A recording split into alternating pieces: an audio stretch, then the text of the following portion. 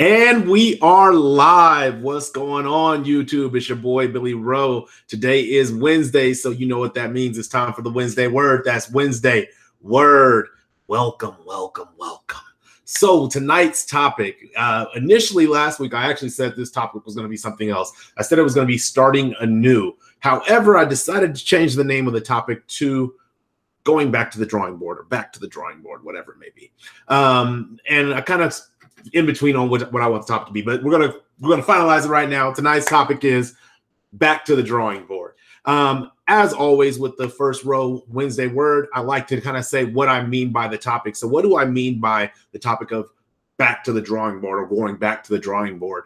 Really what it's about is kind of like this mindset that we all get into typically around this time, New Year's Day or the new year. We typically have these thoughts of how we're going to change what we didn't do last year, or what we can change going forward in this year, or just different things. And it really, our thoughts and reflections tend to hover around change. So I decided what better time to bring going back to the drawing board, which actually was a topic that was recommended. I have to give a shout out by Dora, one of my good friends, Dora. I'm not going to share her last name, but Dora, thank you for presenting this topic and sharing it and trusting me to engage with it. Hopefully I do it justice. You'll have to let me know either in the comments, in the chat, or you can send me a direct message. So with that being said, let's get into tonight's topic. First, we'll get into tonight's topic, and I'll get you some things after the show. Anyway, so jumping in straight into tonight's topic, like I said, what I mean is kind of being in that mindset of where you're going back to try to revamp something. So it may be a present situation you're in. It could be with your health. It could be within a relationship. It could be in your profession, in your career, whatever it may be, where you're going back and you're really making an effort, an honest attempt to reinvent yourself. So when I talk about going back to the drawing board, for me, that's what that is. It's me trying to connect with myself to go back and actually reinvent or reinvigorate something within myself that I see that I could possibly change to hopefully make better. That's the intent. You want to make it better. Doesn't always work out that way. And I'll probably have a lot of personal experience with that. But anyway, so jumping straight into the tools that I came up with when I started thinking about this topic of going back to the drawing board, the very first tool that I thought about was keeping the useful parts of the formula. So if we think of life as a chalkboard, and our actions and our successes and our failures are all part of this formula that we're writing out.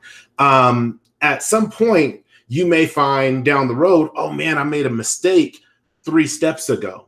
And instead of erasing the entire board, you keep a portion of the formula. So let's say if you got from year 1 to year 5 correct, but in year 6, you made a mistake. You don't go in year 8 and eradicate everything all the way back to year 1. You keep everything from year 1 to year 5 because that was a good foundation, something that is useful, something that can be repurposed, or something that can be used as a springboard into the next stanza of success.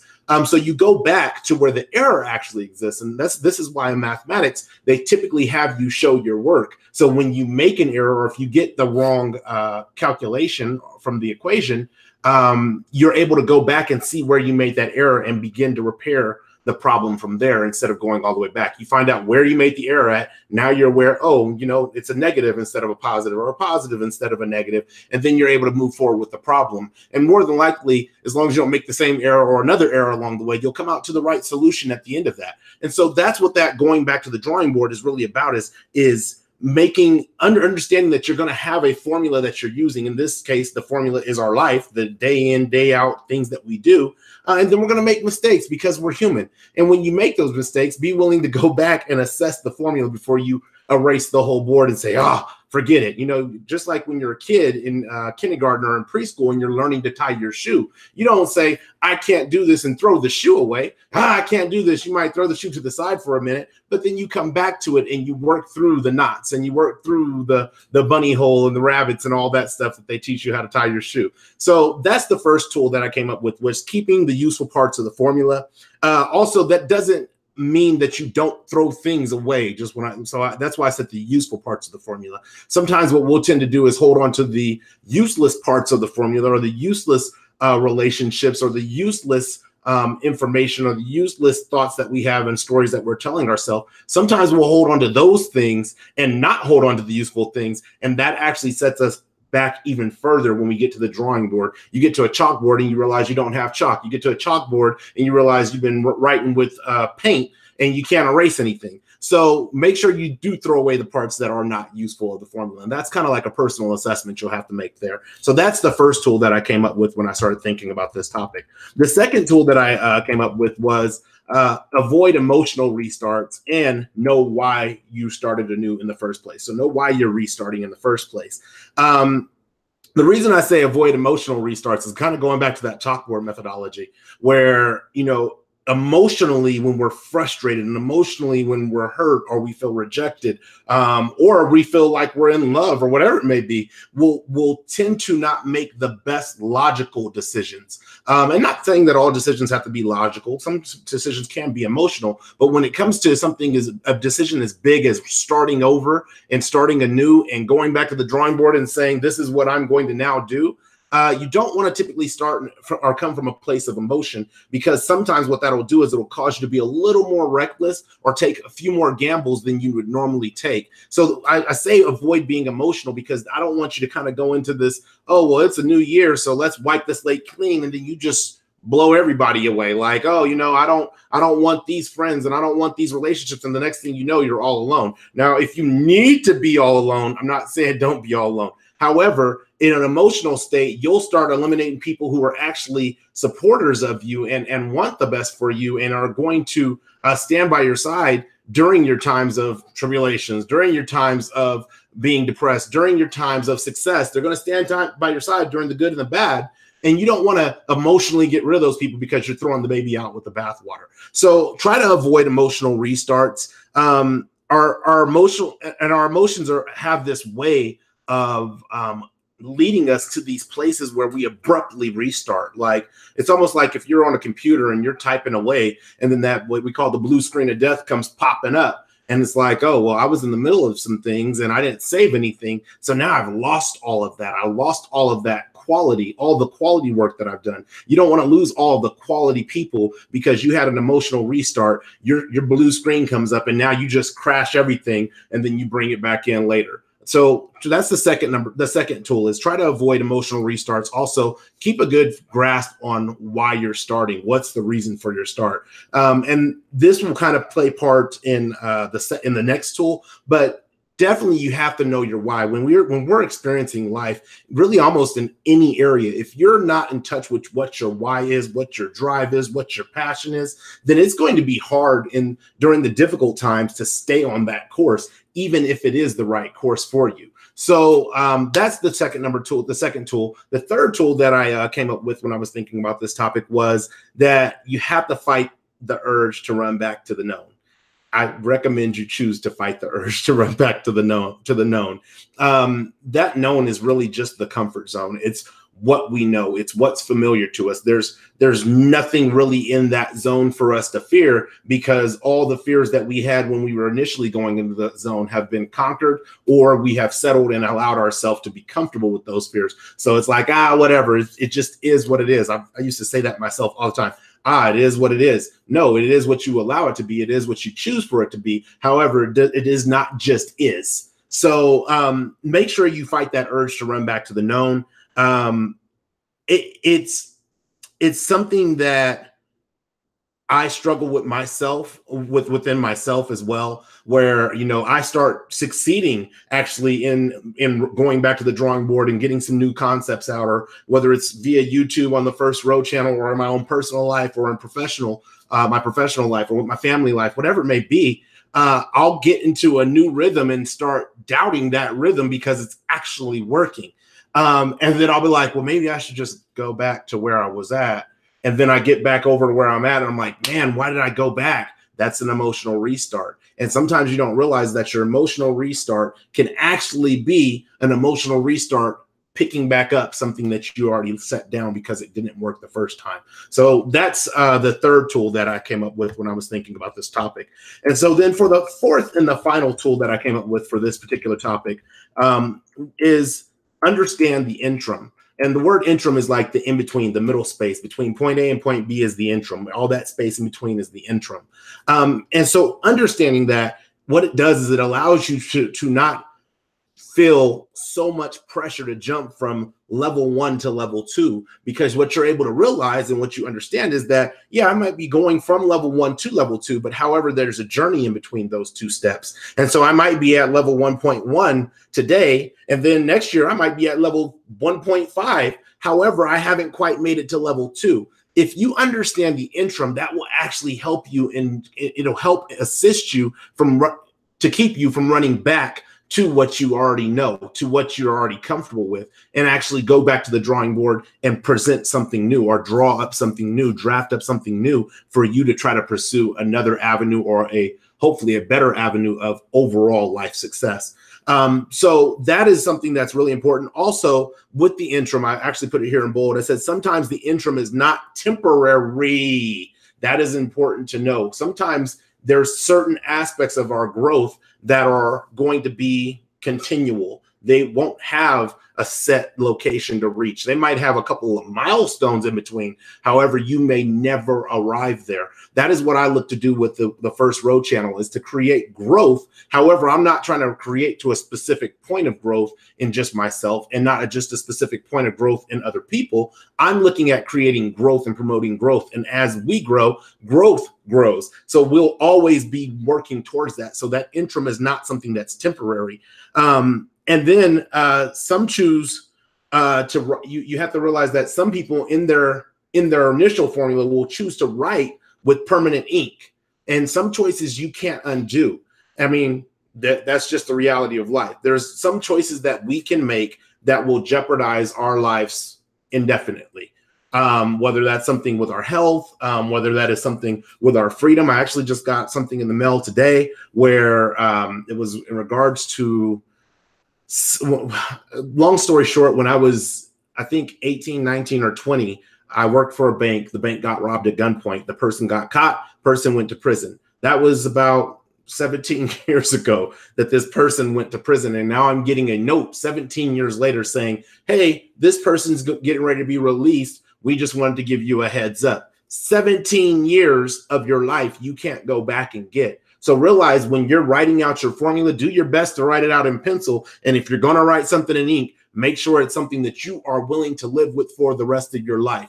And again, I can't stress that enough, because some things where we think it's just the interim, it's a continual basis, and that can be good for us in the sense of growth, but that can also be bad for us in the sense of the decisions that we make, where it's an interim that is going to always be there, and it kind of grows with us as we grow, comes with us as we move to different areas, but it never really gets forgotten and never gets lost. So just be cautious on the decisions that you make. I think that's like a bonus tool. Be cautious on the decisions that you make, and realize that you don't want to write with permanent ink unless you're absolutely sure. So just kind of go back over the points that I came up with, the tools that I came up with for tonight's topic. The first one is keep the useful parts of the formula. The second one is avoid emotional restarts or know why you started anew in the first place. The third one is fight the urge to run back to the known. Oh, that's such a resonates with me. And then the fourth one is understand the interim. So as always with the Wednesday Word, I like to share a personal story. Even though I kind of shared one already, I like to share a personal story, kind of like what got me thinking more in depth about the topic. As I said, this topic was presented to me by a personal friend, but as that topic kind of like rolled around in my head, there was a story that really connected with me from my childhood about going back to the drawing board and the importance of kind of leaving the things that need to be in the past and revamping the things that are in the past that are useful in the future, revamping those and bringing those with you. And so I was kind of reminded about the time when I think I was in junior high school at the time. Maybe I was in my last sixth grade or something like that. I can't quite pinpoint the time when I was in school. However, at this time in my life, I remember our house that I was growing up in had gotten remodeled. And you know, it was an old house. The house has been in our family for quite some time. And my mother had decided, hey, I'm going to remodel the house. Okay, great. So in the midst of this remodel, you know, we were living there the best we could. But at one point, it was, I can't remember if it was winter or raining or something. It was cold in the house. And part of the reason it was so cold in the house is because there was a big hole in the right back corner of the roof. And so there was just air coming in, and it was pretty much uninhabitable for us to live there. At the time that the house was getting remodeled, our parents had separated. And so we were living in the house with my mother, and my father had an apartment not too far away. Because the house became uninhabitable, we ended up going and living with my father for a short time in the apartment while they finished up the remodeling. And during that time, you know, mom and dad are just being mom and dad. They weren't divorced. They were just separated. But I guess, you know, the fire rekindled or whatever it may be. And so when it came time to leave the apartment to move back into the house, my father came back into the house. Now, that's fine and dandy if that part of the formula that was written up to that point, part of life for my parents, was a healthy formula, and it was like, you know, it was maybe some other stressors that we need to take care of and get rid of to move out of the way so that we could have a healthy relationship. However, that was not the case. And unfortunately, it wasn't the case, but that wasn't the case. And about 2 years, maybe 3 years later, my parents ended up getting a divorce. And it's not so much that they tried again and it didn't work. It wasn't that, but it just kind of spoke to me when I was thinking about this, about going back to the drawing board, that importance of how the house was physically remodeled. And there were certain things that we kept in the house, like, you know, maybe we kept the stove. I can't remember the things we kept, but maybe we kept the stove. Maybe we kept the bars. Maybe we kept a couple of windows. Maybe we kept some doors. But those were things that we were able to repurpose and use again, even though the house was remodeled and it basically had been taken back to the drawing board. However, the relationship that was brought back into the house when everything was said and done for my parents was not the right relationship. It was a part of the past that really should have been left in the past and wouldn't have had 2 more years of time sucking up and being wasted and creating an environment that was unpleasant for everybody. So really just that story, the reason I share that story is because of the fact that it kind of tells me about like my thoughts on starting over and why in certain areas I may be a little more cutthroat and willing to just say, hey, look, I made a decision. I'm going to live with that decision. And there's certain things that don't get to come now because of that decision. However, on the other end, there's certain struggles that I have where it's like, you know, do you give life that one more chance? Do you give that position one more opportunity? Do you go after that promotion one more time? So really for me, it's just a simple reminder is that if we're going to make an effort to go back to the drawing board to draw up the best path that we can possibly see with the best, with all the information and knowledge that we have at the present time, then we need to try to do our best to make sure that we're bringing the things that are going to help us and leaving the things behind that are not going to help us or the things that are going to hinder us. So all in all, I hope you guys have enjoyed the Wednesday Word. This is the first one of the year. I'm hoping to do one every single week. I don't know if the holiday schedule right now off the top of my head, but I'm going to be here Wednesdays as long as it's not a super special holiday. Ready to rock and roll with you guys at 6:30 p.m. Pacific Standard Time. I love when you guys come in, say what's up, what's going on, squad, what's going on, cousin, what's going on, Black Heights. Want to say hello to you guys. But I love the interaction. I love the growth that has been taking place. And I really hope that you guys are enjoying that as well. With that being said, the next time that the First Row will be live actually will be on Tuesday next week. And if it's Tuesday, it's a First Row Intersation. That First Row Intersation will be with my family member, one of my big cousins, Brian Smith. And that will be on Never Settle, never settling, just not allowing settling to even be a part of the equation. See that how I tied those two in? So I hope you guys can tune in on that. That will be at 7 p.m. Pacific Standard Time. But I look forward for you guys being a part of that conversation, contributing nuggets, asking questions, and being involved. Look, this channel is where you see me, but it's our channel. Let's make the best of it. Let's all grow together. Let's all push each other in this new year. I don't make New Year's resolutions, but in this new year, just like I was doing at the end of 2018, let's keep the push going in 2019. Other than that, if you like this video, share it. If you share this video, like it. I'm happy to engage with you in the chat. I'm happy to engage with you in the comments if you're watching on the replay. There's nothing that is off the table really too much, except for politics and religion when it comes to this channel. But other than that, let's have some great deep conversations. I look forward to engaging with you guys the next times. If you have not already, please click the subscribe button on the channel. And when you see the little bell, click click that bell so you can be notified when the First Row is live and is dropping new content. Really quick, we do have new content coming in the second week of January. We're going to start launching our series on Mondays called Keeping It Real Estate. You want to definitely check that out. If you're looking to be a homeowner, if you own a home, you're looking to have some rental properties, if you're looking to go commercial, this is a show definitely you want to be tied into to have a pulse on what the real estate market is doing. Other than that, until the next time I see you guys, one love, peace, God bless. Thanks for sitting on the first row.